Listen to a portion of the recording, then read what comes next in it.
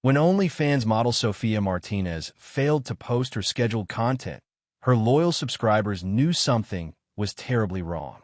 Her apartment was found unlocked with her ring light still glowing, camera equipment scattered across the floor. No struggle signs, no farewell messages, no police reports filed. For 2 years, her profile remained frozen in digital silence, until a subscriber's anonymous tip uncovered a massive trafficking network. What they found will make you question everything you thought you knew about protection. The soft morning light filtering through Sofia Martinez's downtown apartment windows wasn't just illumination. It was her livelihood. Every angle had been calculated, every shadow intentionally placed to create the artistic photography that had built her into one of the most respected independent content creators on OnlyFans. At 26, Sofia approached her work with the same methodical precision she brought to her psychology coursework at the University of Chicago. Her content wasn't accidental or desperate. It was entrepreneurship disguised as art, and it was funding dreams that extended far beyond the camera's lens. "Buenos dias, beautiful people," Sofia whispered to her ring light as she prepared for another day of balancing graduate school applications with the business that made them possible. Her morning routine was sacred: coffee, meditation, email responses to subscribers, then content creation before her afternoon classes in clinical psychology. Sofia's apartment reflected the duality of her existence. Textbooks on trauma psychology shared shelf space with professional photography equipment. Her computer screen displayed both academic research papers and subscriber engagement analytics. Most telling of all, 2 phones sat on her desk, one for family and school, another for the business that her parents could never discover. The daughter of Salvadoran immigrants, Sofia had been raised with expectations that higher education would lift their family from the economic uncertainty that had defined her childhood. Her father worked double shifts at a meat processing plant. Her mother cleaned office buildings from midnight to dawn. They had sacrificed everything to give Sofia opportunities they never had. What they didn't know was that their daughter had already achieved the financial stability they dreamed of, just not through the traditional path they had envisioned. Sofia's OnlyFans success hadn't happened overnight or by accident. While other creators relied on explicit content or parasocial relationships that blurred professional boundaries, Sofia had built her brand on artistic nude photography that celebrated Latina beauty and sexuality without compromising her personal safety or academic goals. Her subscriber base of 15,000 followers generated approximately $12,000 monthly, more than many college graduates earned in traditional careers. But Sofia's business model was revolutionary in its sustainability. She maintained strict boundaries, never met subscribers in person, and treated her content creation like the legitimate business it was. "I'm not selling my body," Sofia had explained to her roommate Carmen during one of their late-night conversations about safety and stigma. "I'm selling artistic content that I own and control. There's a difference between empowerment and exploitation, and that difference is choice." Her psychology coursework had given her unique insights into audience psychology and parasocial relationships. Sofia understood that her subscribers weren't just purchasing content. They were investing in a fantasy of connection with someone who seemed accessible yet remained professionally distant. The irony wasn't lost on her that she was studying trauma psychology while working in an industry that society insisted was inherently traumatic. Sofia's academic papers argued that stigma, not sex work itself, created the conditions that made adult content creation dangerous for women.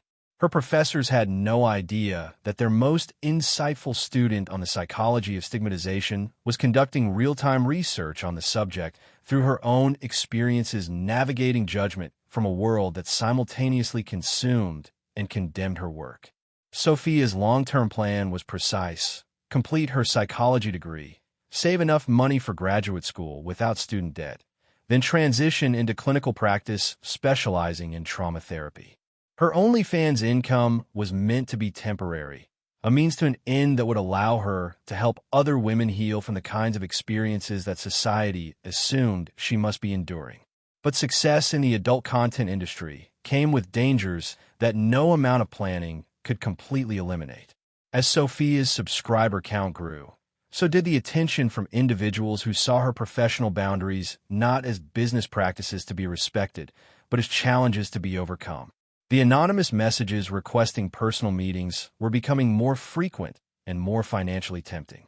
The subscriber who had been offering $50,000 for a private photo session had been persistent for weeks, and Sophia's resistance was weakening under the pressure of tuition increases and her mother's recent cancer diagnosis. What Sophia didn't realize was that her methodical approach to safety and her reputation for maintaining boundaries had made her a specific target for people who specialized in acquiring women exactly like her. Independent, educated, and convinced of their own ability to maintain control in situations designed to strip it away. Sophia Martinez had revolutionized what it meant to be a successful adult content creator by treating her OnlyFans presence like the legitimate business it was. While others stumbled through trial and error, Sophia had approached the industry with the analytical mindset of a psychology student and the work ethic of someone whose family's future depended on her success. Her daily schedule would have impressed any business consultant. Classes from 9 a.m. to 2 p.m., content creation from 3 p.m. to 6 p.m., subscriber interaction and administrative work from 7 p.m. to 9 p.m.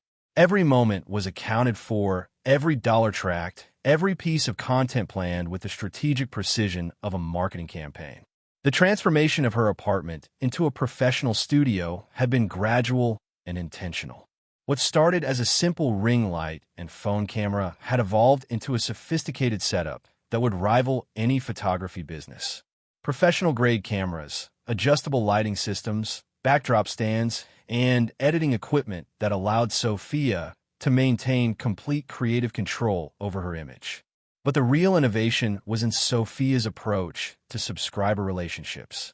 Where other creators often struggled with boundary violations and emotional manipulation from paying customers, Sophia had established a business model that protected both her safety and her sanity. "Think of me as your favorite photographer who happens to be the subject," she would explain to new subscribers. "You're commissioning art, not purchasing access to my personal life." Every interaction was professional yet warm. Sophia remembered regular subscribers' names, responded to messages with genuine appreciation, and created custom content that felt personal without actually being intimate. She had mastered the art of parasocial relationships, making thousands of strangers feel special while maintaining complete emotional and physical boundaries. Her safety protocols were legendary among other creators who sought her advice through industry forums. Sophia never used her real name in communications, maintained a P.O. box for all physical mail, used a separate business phone with Google Voice routing, and had never revealed her actual location to any subscriber. Her apartment building's address wasn't connected to her online presence in any discoverable way.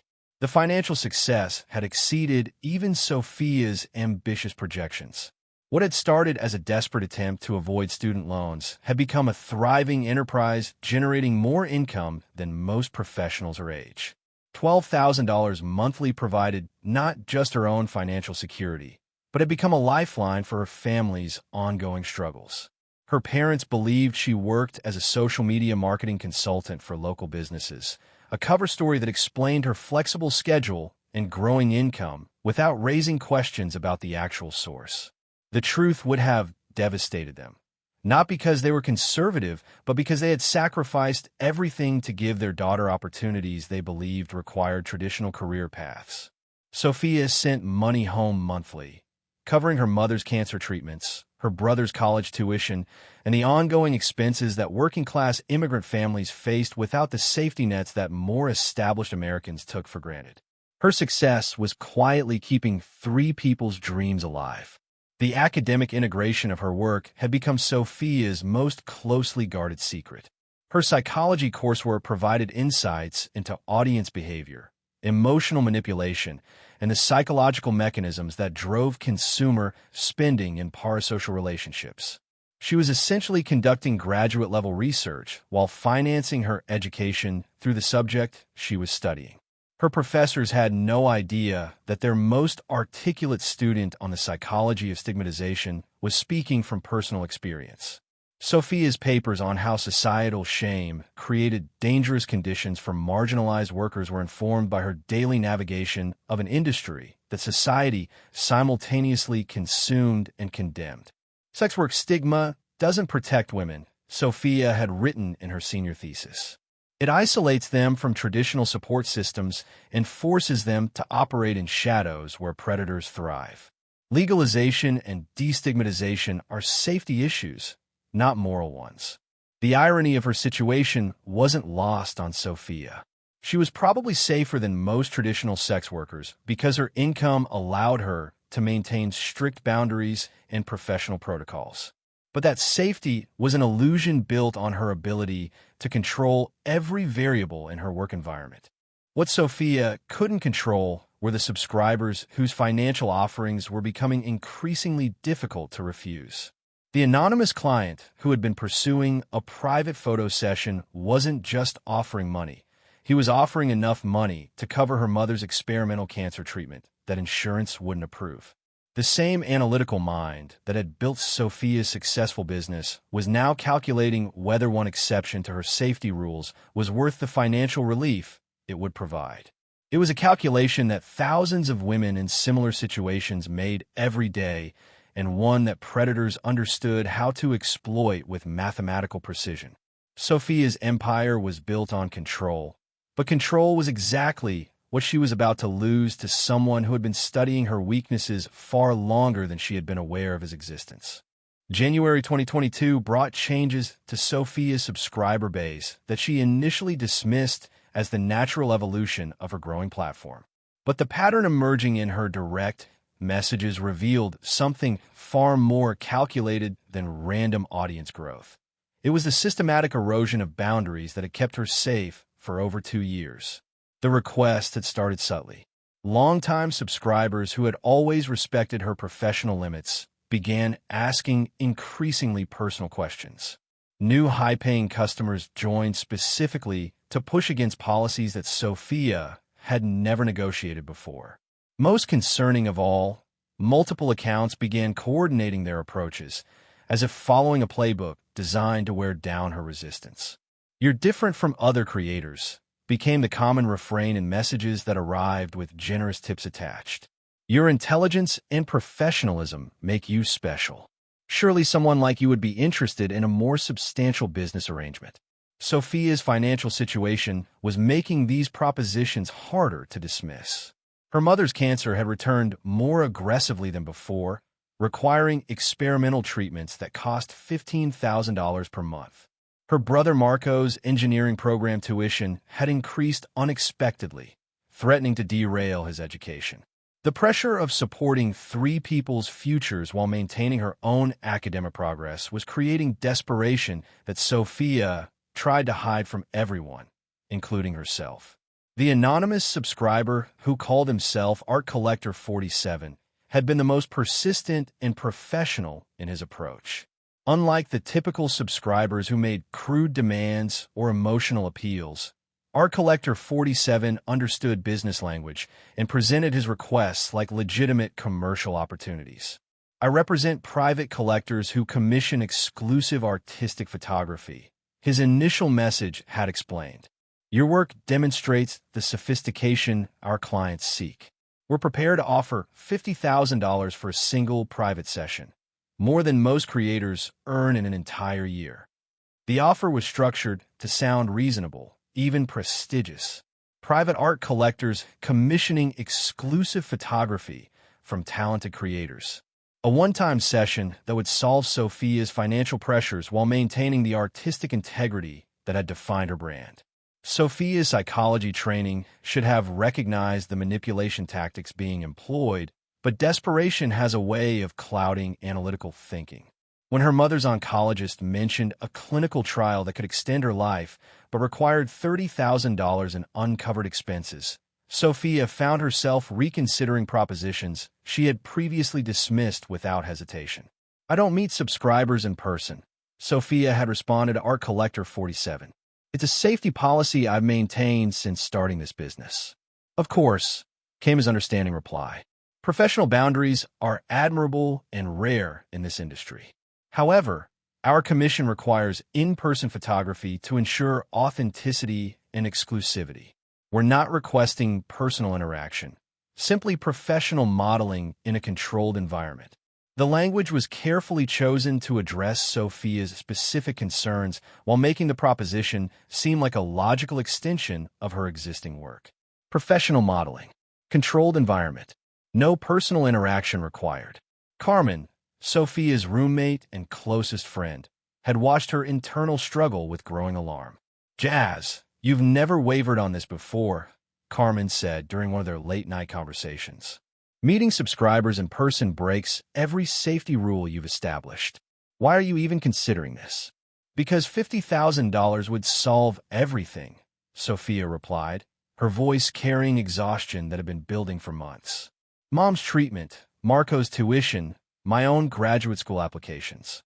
One session could eliminate all the financial pressure that's been crushing our family. And if something goes wrong, if this guy isn't who he claims to be, Sophia had spent weeks researching art collector 47's references. The photography studio he had suggested was legitimate, with positive reviews and a professional website. The payment method he proposed was standard for high-end artistic commissions. Most convincingly, he had provided examples of previous work with other models that demonstrated legitimate artistic intent. I'll share my location with you, Sophia said, outlining safety precautions she had developed. Scheduled check-ins every hour. If I don't respond, you call police immediately. What Sophia couldn't have known was that Art Collector 47 had spent months studying her psychological profile, identifying her specific vulnerabilities, and crafting an approach designed to exploit her protective instincts toward her family. The financial pressure she was experiencing wasn't coincidental. It was the result of coordinated efforts to create circumstances that would force her to compromise her safety protocols. The legitimate photography studio was real, but it had been infiltrated weeks earlier. The positive reviews were manufactured. The examples of previous artistic work featured women who had vanished shortly after their commissions were completed. Sofia Martinez, who had built her success on maintaining control over every aspect of her work, was about to discover that control was an illusion when facing predators who specialized in acquiring women exactly like her, intelligent, independent, and convinced of their ability to manage risks they didn't fully understand. The trap had been set with precision, and Sophia was walking directly into it while believing she was making a calculated business decision. February 14th, 2022, 2:30 p.m.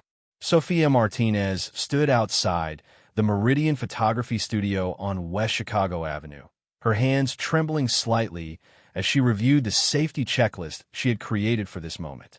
The building looked exactly as advertised, a converted warehouse with large windows, professional signage, and the kind of industrial aesthetic that legitimate photography businesses favored. Carmen had driven her to the location, both women scrutinizing every detail for signs that something wasn't right. The neighborhood was busy with foot traffic. Other businesses operated visibly on the same block. Nothing about the external appearance suggested danger. Text me the moment you get inside, Carmen insisted, squeezing Sophia's hand before she stepped out of the car. And remember, if anything feels wrong, anything at all, you leave immediately. No amount of money is worth your safety. Sophia nodded, clutching her phone as she approached the studio entrance. Art Collector 47 had provided detailed instructions. Third floor, suite 312. Asked for Marcus at the reception desk. Everything had been confirmed multiple times through their encrypted messaging system. The lobby appeared professional and busy. Other photographers worked in visible studios with models who seemed relaxed and comfortable. The receptionist, a woman in her 40s with kind eyes, greeted Sophia warmly and directed her to the elevator. Marcus is expecting you, she said. Third floor, just follow the signs. Suite 312 was larger than Sophia had expected, with professional lighting equipment, backdrop systems, and the kind of high-end cameras that suggested serious artistic work. Marcus, the photographer who greeted her, appeared to be in his 30s, professionally dressed, and knowledgeable about techniques and equipment. Sophia, thank you for agreeing to this session, he said, gesturing toward the photography setup. I've reviewed your portfolio extensively. Your artistic vision aligns perfectly with what our collectors seek. The first hour proceeded exactly as promised. Marcus was professional, respectful, and focused entirely on creating artistic nude photography that emphasized lighting and composition over explicit content. Sophia began to relax, feeling foolish for her earlier anxiety. At 3:15 p.m., she sent her scheduled check-in text to Carmen. Everything normal. Professional setup, legitimate photographer. We'll update at 4. But at 3:23 p.m., something changed. The client would like to review some test shots, Marcus explained, connecting a tablet to his camera. He's particular about composition and wants to approve the artistic direction before we proceed. Sophia watched as Marcus connected to what appeared to be a video call with someone whose face remained off camera. The conversation was brief and conducted in a language she didn't recognize. He's very pleased with the initial work, Marcus said, disconnecting the call. However, he'd like to see some shots in the private studio downstairs. The lighting there is more sophisticated for the final pieces. Every instinct Sophia had developed screamed warnings, but Marcus's explanation seemed reasonable. Professional photographers often used multiple setups for different artistic effects. The session had been completely legitimate so far. Of course, Sophia agreed, gathering her belongings. Should I bring my phone for the location check-in? Actually, electronic devices interfere with the specialized lighting equipment downstairs, Marcus explained smoothly. Studio policy requires all phones and devices to remain up here. Your safety protocols are admirable, but this is standard practice for high-end artistic photography.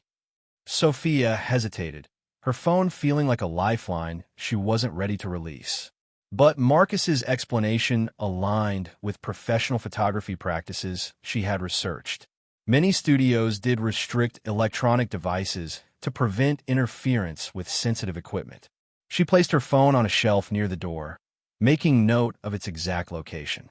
The 4 p.m. check-in with Carmen was still 40 minutes away. The elevator ride to the basement level took longer than expected, descending further than Sophia had realized. The building extended. When the doors opened, she found herself in a corridor that looked nothing like the professional studio spaces above. The private studio is just down here, Marcus said, his voice carrying a tone she hadn't noticed before. Our most exclusive work happens in controlled environments. Sophia's psychology training finally activated the warning systems that financial desperation had suppressed. The change in Marcus's demeanor, the isolated location, the separation from her phone, every element was textbook predatory behavior. I think I prefer to continue upstairs, Sophia said, turning toward the elevator. The lighting there was working perfectly, but the elevator doors had already closed, and the call button produced no response. Sophia, Marcus said, and his voice was completely different now. Cold, controlled, and utterly without the professional warmth he had displayed earlier. The session is just beginning. That was the moment Sophia Martinez realized that 2 years of careful safety protocols had been demolished by a single decision based on financial desperation and expertly manipulated trust. Her phone remained 3 floors above, still scheduled to check in with Carmen in 37 minutes.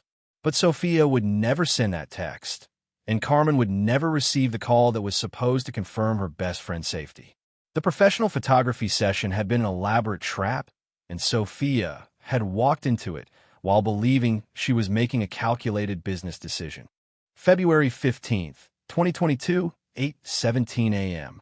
Carmen Rodriguez sat in the sterile waiting area of the Chicago Police Department's 18th District Station, clutching Sophia's laptop and a folder of printed evidence that she prayed would convince someone to take her roommate's disappearance seriously. She had been awake for 36 hours straight, calling hospitals, contacting friends, and retracing every step of Sophia's final day. Detective Ray Morrison looked exactly like what Carmen had feared, a middle-aged white man whose expression suggested he had already decided this case wasn't worth his time before hearing a single detail. So your roommate is an OnlyFans model who didn't come home from a photo shoot, Detective Morrison summarized, not bothering to hide his dismissive tone. Miss Rodriguez, women in that line of work disappear all the time. Usually they're running from bad situations or starting over somewhere new. Carmen felt her face flush with anger, but she forced herself to remain calm. Getting into an argument with a detective wouldn't help Sophia. She's not just some random OnlyFans model, Carmen explained, opening Sophia's laptop to show her organized business files. Sophia is a psychology student at University of Chicago. She has family responsibilities, academic commitments, a structured life. This isn't someone who would just disappear without telling anyone. Detective Morrison barely glanced at the screen. Miss Rodriguez, I've been doing this for 22 years. Sex workers have chaotic lives. Drugs, abusive relationships, mental health issues. Your roommate probably got involved with the wrong client and decided to relocate rather than deal with the consequences. The casual dismissal of Sophia's disappearance, based purely on her profession, was exactly what Carmen had expected, but it still felt like a physical blow. She had spent hours organizing evidence that proved Sophia's disappearance was completely out of character, only to watch it dismissed without examination. "Detective, look at this," Carmen insisted, pulling out printed bank statements. Sophia makes $12,000 a month. She supports her family, maintains a 3.9 GPA, has graduate school applications pending. This is not someone with a chaotic lifestyle. $12,000 a month? Detective Morrison's eyebrows raised slightly. From internet porn? That sounds like drug money to me. Maybe your roommate got mixed up with suppliers and had to disappear when things went bad. Carmen stared at him in disbelief. Rather than Sophia's financial success suggesting stability and legitimate business operations, the detective was using it as evidence of criminal activity. Every piece of information that should have supported the severity of Sophia's disappearance was being twisted to justify dismissing the case. The investigation that followed was perfunctory and insulting. Officers spent 15 minutes at Sophia's apartment, immediately focusing on her camera equipment as if it were evidence of moral failing rather than professional tools. They photographed her ring light setup with the same clinical detachment they might use at a crime scene, missing entirely the organized business operation that Sophia had built. When Carmen mentioned the photography studio where Sophia had her final appointment, Detective Morrison's response revealed the depth of his incompetence. "Did you get an address for this studio?" he asked.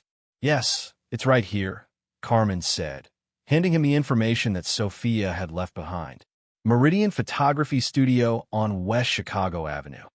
"We'll check it out," Morrison replied, but his tone suggested the investigation was already over in his mind. The studio check revealed that Meridian Photography had closed permanently the morning after Sophia's disappearance. The lease had been paid in cash through a shell company that didn't exist. Security footage from the building had been mysteriously corrupted. Every lead that should have triggered an intensive investigation instead led to dead ends that investigators seemed relieved to encounter. Sophia's family arrived from their small town outside Chicago, expecting to find law enforcement mobilized to search for their missing daughter. Instead, they discovered that their daughter's profession had disqualified her from serious police attention. "Mijo," Sophia's mother Maria said to Detective Morrison through tears, "my daughter is studying to be a psychologist. She sends money home every month to help pay for my cancer treatment. She is not the kind of person you think she is." "Ma'am, I understand this is difficult," Morrison replied with practiced sympathy that felt hollow. "But your daughter was involved in activities that attract dangerous people. Sometimes these situations resolve themselves when the person realizes they need to make lifestyle changes." The media coverage was equally dismissive when Carmen tried to generate public attention for Sophia's case. Local news outlets refused to cover the disappearance of an adult content creator. National missing persons organizations explained that they focused on traditional victims rather than sex workers whose disappearances might be voluntary. OnlyFans provided minimal cooperation with the investigation, citing privacy policies that prevented them from sharing user data without federal subpoenas that local police weren't equipped to obtain. The platform that had enabled Sophia's success became another barrier to finding her. 2 months after Sophia's disappearance, Detective Morrison called Carmen with news that felt like a final insult. "We're reclassifying your roommate's case as a voluntary missing person," he explained. "Adults have the right to disappear if they choose. Without evidence of foul play, there's nothing more we can investigate." Carmen hung up the phone knowing that Sophia Martinez had been written off by every institution that should have protected her, dismissed because society's shame about sex work was more powerful than its commitment to justice. But what law enforcement didn't understand was that Sophia's subscribers weren't going to let her disappear without answers. 2 years had passed since Sophia Martinez vanished from her digital life, but her absence echoed louder than her presence ever had. Her OnlyFans profile remained frozen in time, a digital memorial where 15,000 subscribers left messages that transformed from concern to grief to determination. What law enforcement had dismissed as the disappearance of a disposable sex worker had become a rallying cry for communities that society preferred to ignore. Adult content creators across platforms began implementing safety protocols inspired by Sophia's case. Sex worker advocacy organizations added her name to lists of missing women whose cases had been abandoned due to professional discrimination. Carmen Rodriguez had transformed from grieving roommate into reluctant activist, spending every spare moment coordinating with other families whose loved ones had disappeared into the same bureaucratic indifference that had swallowed Sophia's case. "The police stopped returning my calls after 6 months," Carmen explained during a virtual support group meeting with other families. "They told me that sex workers disappear all the time, as if that's supposed to make Sophia less important." Sophia's younger brother Marco had taken leave from his engineering program to become the family spokesperson, testifying before congressional committees about bias in missing persons investigations. His articulate presentations about systemic discrimination had earned media attention that Sophia's actual disappearance never received. "My sister was financing my education and our mother's cancer treatment while maintaining a 3.9 GPA in psychology," Marco told legislators. "She disappeared while meeting a client for what she believed was legitimate photography work. But because she was a sex worker, investigators assumed she chose to vanish rather than considering she might be a victim." The most persistent investigation came from Sophia's own subscribers, who had refused to accept that someone they had interacted with daily for 2 years would abandon her carefully built life without explanation. They had created encrypted forums where they shared theories, analyzed her final communications, and maintained detailed timelines that put official police work to shame. User at Protect Creators had emerged as the unofficial leader of this digital investigation, compiling evidence that revealed disturbing patterns in how adult content creators disappeared. "Sophia isn't isolated," at Protect Creators posted in a viral thread. "We've identified 17 similar cases over the past 3 years. Independent creators with substantial followings who vanished after agreeing to private sessions with anonymous clients." Law enforcement consistently classifies these as voluntary disappearances. Academic institutions had begun studying Sophia's case as an example of how societal stigma created dangerous conditions for marginalized workers. Her psychology professors used her disappearance to teach students about the intersection of shame, discrimination, and violence. The anniversary vigils held in Sophia's honor had grown from small gatherings of friends to international demonstrations demanding equal protection for sex workers. Her story had become symbolic of broader failures in how society protected its most vulnerable members. But the breakthrough that would finally expose the truth about Sophia's fate came from an unexpected source. One of her own subscribers who had remained silent for 2 years while witnessing horrors that would haunt him forever. January 15th, 2024. The encrypted message that arrived in Marco Martinez's inbox was unlike the thousands of tips, condolences, and conspiracy theories that had flooded his family's communications over the past 2 years. This message contained details that only someone with intimate knowledge of Sophia's final weeks could have known. "I was there," the anonymous sender wrote. "I saw what happened to your sister. I escaped, but she didn't. The network is still operating, and more women are disappearing. Marco's hands trembled as he read information that no one outside Sophia's inner circle should have possessed. The message included specific details about her financial pressures, her mother's cancer treatment costs, and the exact amount that art collector 47 had offered for the private session. But what convinced Marco that this contact was legitimate were the screenshots of private conversations between Sophia and other subscribers. Conversations that had never been shared publicly and existed only in encrypted OnlyFans messages. The anonymous tipster identified himself only as Survivor 23 and claimed to have been held in the same trafficking network that had acquired Sophia. His information revealed a systematic operation that targeted independent adult content creators with sophisticated psychological manipulation techniques. They study creators for months before making contact, Survivor 23 explained in follow-up messages. They identify financial vulnerabilities, family pressures, anything that might force someone to compromise their safety protocols. Sophia wasn't randomly selected. She was specifically targeted because of her education, independence, and subscriber loyalty. The evidence Survivor 23 provided was devastating. Financial records showing payments from shell companies to photography studios across 12 cities. Communication logs revealing how the network coordinated their acquisition methods. Most horrifically, livestream schedules showing that traffic creators were forced to perform for paying customers who believed they were watching voluntary content. The network generates over $200 million annually, Survivor 23 continued.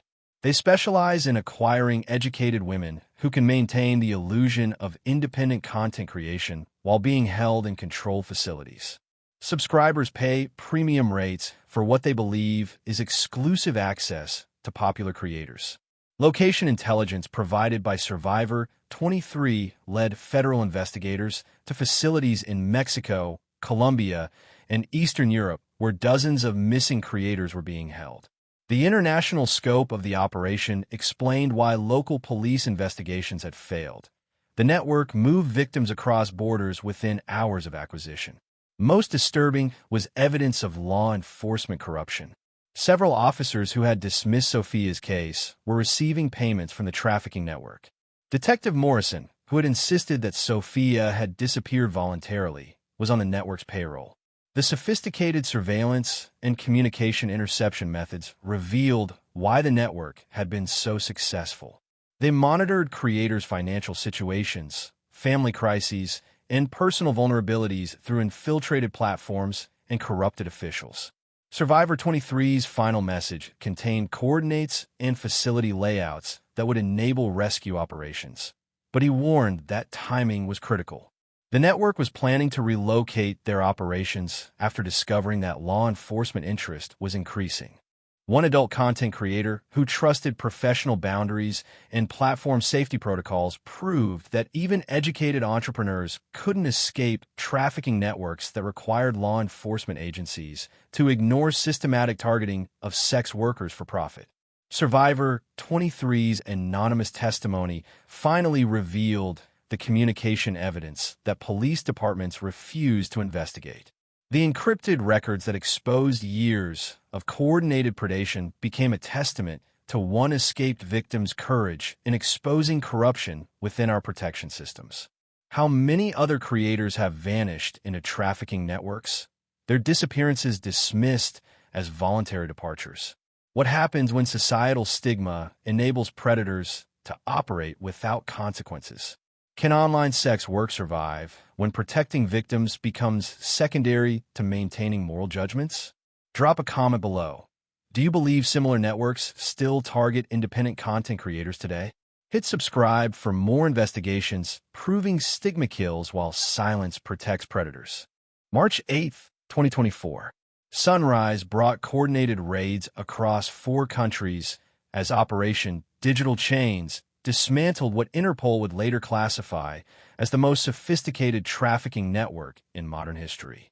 FBI Director Sarah Chun personally oversaw the mission that had grown from Marco Martinez's desperate search for his sister into the largest international rescue operation targeting online predators. The scope of the network horrified even seasoned investigators. Facilities in Mexico, Colombia, Romania, and the Philippines held 47 women who had been forced to maintain their social media presence while in captivity. Subscribers paid premium rates, believing they were supporting independent creators. Unaware, they were funding a trafficking empire worth over $200 million annually. Sofia Martinez was found alive in a compound outside Tijuana, physically weakened but mentally intact after 2 years of forced content creation. Her psychology training had helped her survive psychological manipulation techniques designed to break victims' resistance. She never stopped believing someone would find her, reported Dr. Angela Santos, the trauma specialist who treated Sofia immediately after rescue. Her academic background in psychology gave her tools to maintain her identity despite systematic attempts to erase it. The network's methodology revealed unprecedented sophistication. Victims were selected through algorithmic analysis of their financial vulnerabilities, family situations, and safety protocols. Professional photographers, legitimate studio spaces, and carefully constructed personas were used to gain trust before acquisition. Detective Ray Morrison was arrested at his home, his bank records revealing $180,000 in payments from shell companies connected to the network. 5 other Chicago police officers faced federal charges for deliberately sabotaging missing persons investigations involving sex workers. OnlyFans faced congressional hearings that exposed platform vulnerabilities, enabling systematic targeting of creators. New legislation mandated real-time monitoring of suspicious subscriber behavior and automatic reporting of coordinated harassment patterns to federal authorities. Sofia's recovery sparked revolutionary changes in how law enforcement approached missing persons cases involving sex workers. Her brother Marco's advocacy led to the passage of comprehensive legislation requiring equal investigation standards regardless of profession. My sister's nightmare exposed systematic failures that allowed predators to operate with impunity, Marco testified before Congress.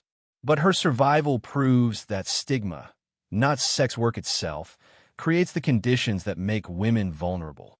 Sofia eventually returned to complete her psychology degree, specializing in trauma therapy for trafficking survivors. Her OnlyFans account became an educational platform where she advocated for creator safety and challenged the societal shame that had nearly cost her life. The investigation continued, uncovering the network's full scope, with new facilities discovered monthly. Sofia's case had not only saved her life, it had exposed an international conspiracy that preyed on society's willingness to ignore crimes against stigmatized women. Her story became proof that every missing person matters, regardless of how they earn money or whether their profession makes others uncomfortable.